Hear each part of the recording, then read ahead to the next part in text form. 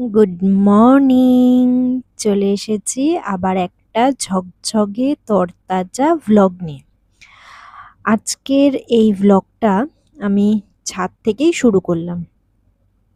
দুদিন বৃষ্টি হওয়ার পর আজ কি সুন্দর রোদ উঠেছে দেখো। এটাই তোমাদেরকে আমি দেখাচ্ছিলাম।